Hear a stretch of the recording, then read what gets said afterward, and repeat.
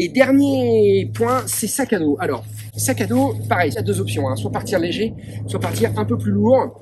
Alors là, c'est deux options un petit peu extrêmes, parce que ça, c'est vraiment un sac assez gros, hein. C'est l'Octane 25 de chez Camelback. Ah là, vous en mettez. Hein.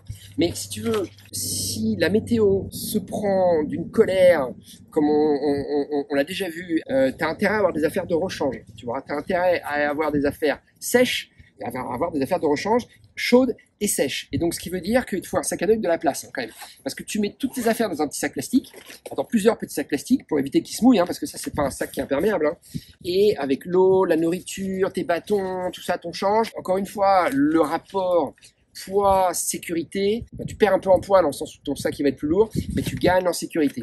J'ai déjà couru avec une première couche, une deuxième couche, donc une petite polaire, une troisième couche, un espèce de d'anorak bien chaud, et une quatrième couche qui était une veste Gore-Tex. Alors 4 couches c'est pas idéal hein, parce que t'as pas beaucoup d'air qui circule et donc tu veux t'assurer elle s'évacue pas, mais à l'époque je marchais donc parce que j'étais mort et c'était alors je sais plus où est-ce que c'était, mais c'était sur un col.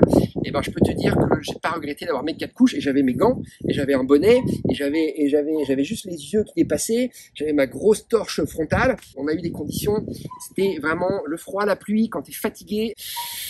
Ça peut faire des dégâts. Hein. Si t'es pas le bon matos, tu te mets en danger déjà. Tu vas mettre les secouristes également en danger, et puis tu vas abandonner parce que ça va avoir un impact sur ton physique et un impact psychologique très fort. Et donc ça, c'est à pas sous-estimer. Donc si t'es comme moi, si t'es un peu prévoyant, ton objectif c'est de finir. Et ben un sac comme ça.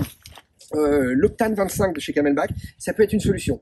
Mais vraiment, hein, c'est-à-dire que c'est gros, mais il vaut mieux, je pense, assurer le coup. Et pour moi, c'est un truc, c'est une option qui tient la route. Voilà. Faut pas demander l'avis aux athlètes élites.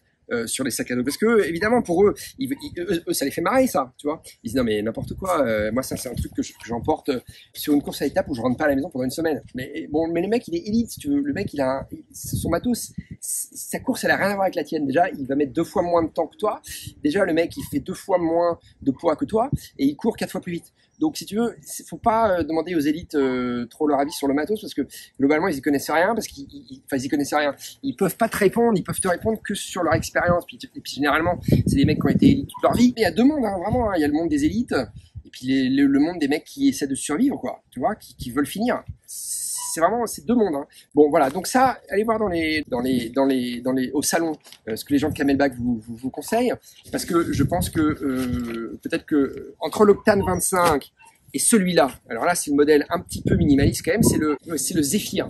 Donc l'autre option, si tu veux, enfin une autre option, il y en a plein des options, il y a plein de marques de sacs, ça je vous donne moi 2 options qui sont mes options un petit peu préférées du moment, c'est le Zephyr, toujours de chez Camelback, toujours un sac comme ça, veste, et là le Zephyr je l'aime beaucoup parce que tu as beaucoup de poches devant, tu vois, tu as 1, 2, 3, 4, 5, 6, t'as 6 poches devant. Derrière, t'as une poche à eau, t'as une poche un peu sécurité pour mettre ton argent, ta pièce d'identité, et puis t'as aussi une grande poche ici, là, et puis t'as aussi une grande poche ici, là, pour avoir du matos facilement accessible. Ça, c'est pour caler tes bâtons. Donc ça, c'est aussi l'autre option qui fonctionne bien, à mon avis, chez Camelback. Encore une fois, si t'es sûr de toi, si t'as bien connu le parcours, que t'es bien entraîné, et que la météo elle va pas te jouer de tour et que tu en es sûr et certain de ça, tu peux partir avec ça. Je pense que ça te suffit. C'est pas une course à l'américaine, hein, c'est pas une course avec des paisseurs, personne va venir à ton secours, hein. T'es tout seul, hein. Donc bon voilà. Allez, c'était les 2 options dont je voulais vous parler. Voilà. Kimi, tu viens ou pas? Non, allez, bon, elle viendra pas. Donc on va faire sans elle. Allez, sur ce les amis, salut.